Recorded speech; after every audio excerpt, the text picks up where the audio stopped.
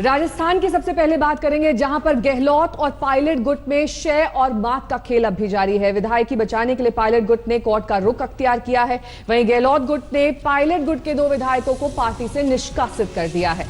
सियासी पारा इस वक्त आसमान पर है और लगातार डेवलपमेंट्स हो रहे हैं। कांग्रेस ने बीजेपी पर सरकार गिराने की साजिश का भी आरोप लगाया और दोनों विधायकों भंवरलाल शर्मा और विश्वेंद्र सिंह को इसका मोहरा बताया। अब आपको बता दें कि पायलट गुट की अर्जी पर आज दोपहर राजस्थान हाईकोर्ट में सुनवाई है। स्पीकर के नोटिस को पायलट के 19 विधायकों ने चुनौती दी है। अब देखना यह होगा कि दोपहर बाद जब कोर्ट इस पर सुनवाई करता है तो इस मामले पर कोई फैसला देता है या फिर विधानसभा के पास यह विशेष अधिकार रखता है। लेकिन इसी बीच हाईकोर्ट में नई याचिका भी पायलट गुट की तरफ से लगाई गई है। पार्टी के अंदर रहकर ही काम कर रहे हैं, पार्टी के अंदर रहकर ही आवाज उठा रहे हैं, इस याचिका में कहा गया है। तो याचिका का देखिए जो ये कंटेंट है या जो इसमें कहा गया उसको देखकर ये समझ आ रहा है कि विधायकी बची रहे, इसको लेकर भी पायलट गुट की तरफ से प्रयास है, क्योंकि हाथ से वो बाजी भी निकल जाएगी अगर विधायकी जो है वो रद्द होती है, उस पर एक्शन अगर विधानसभा स्पीकर ले लेते हैं तो इस आशंका से बचने के लिए ये कदम पायलट गुट की तरफ से कि एक और नई याचिका हाईकोर्ट में लगाई है। हालांकि जो नोटिस दिया गया था विधानसभा की तरफ से 17 जुलाई उसकी आखिरी तारीख, यानी आज का दिन, आज शाम 5 बजे तक जवाब मांगा गया है।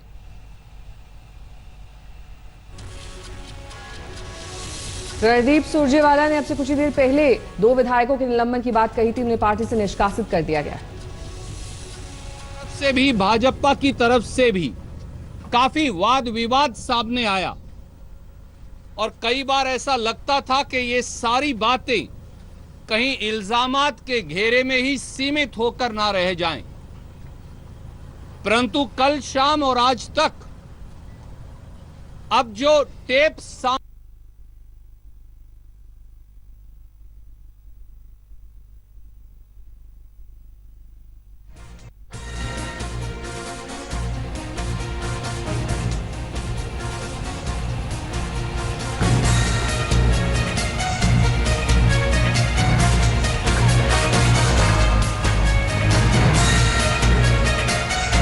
हमारे साथ शरद कुमार इस वक्त मौजूद हैं।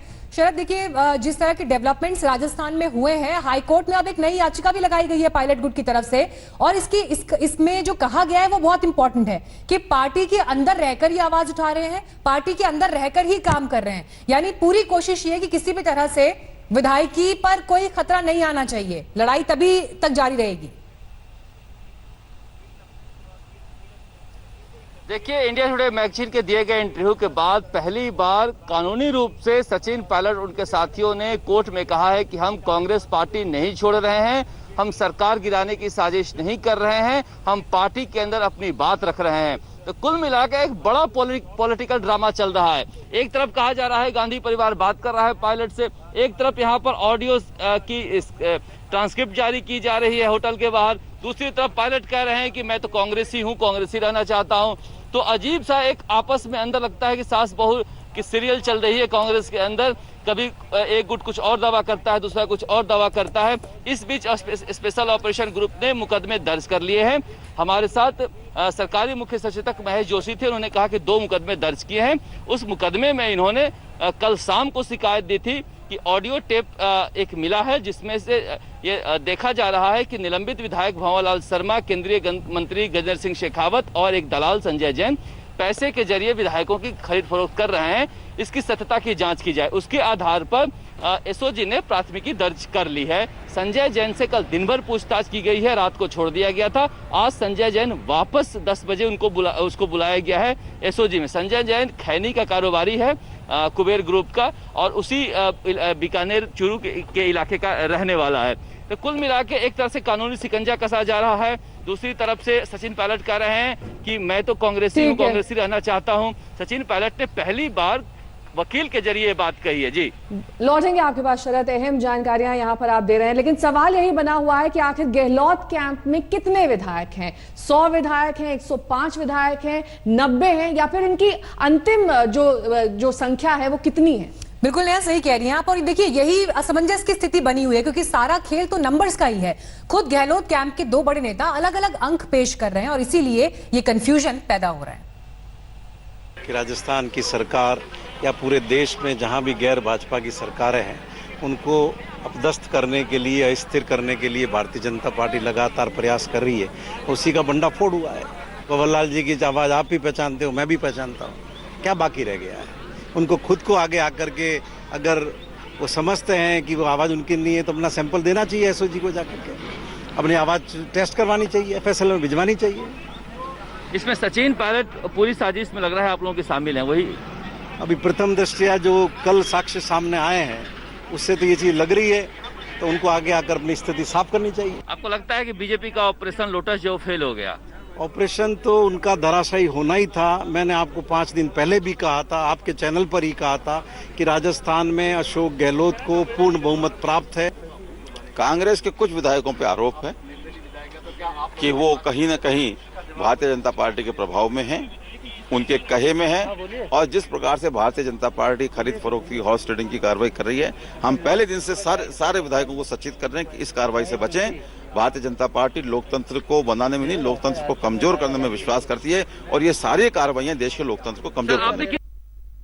तो आज कांग्रेस खुलकर बीजेपी पर बरसी। रणदीप सुरजेवाला सामने आया, उन्होंने बीजेपी पर सरकार गिराने की साजिश का आरोप लगाया है। इतना ही नहीं, कांग्रेस ने केंद्रीय मंत्री गजेंद्र सिंह शेखावत का नाम भी लिया और कहा कि लिंक्स काफी ऊपर तक हैं।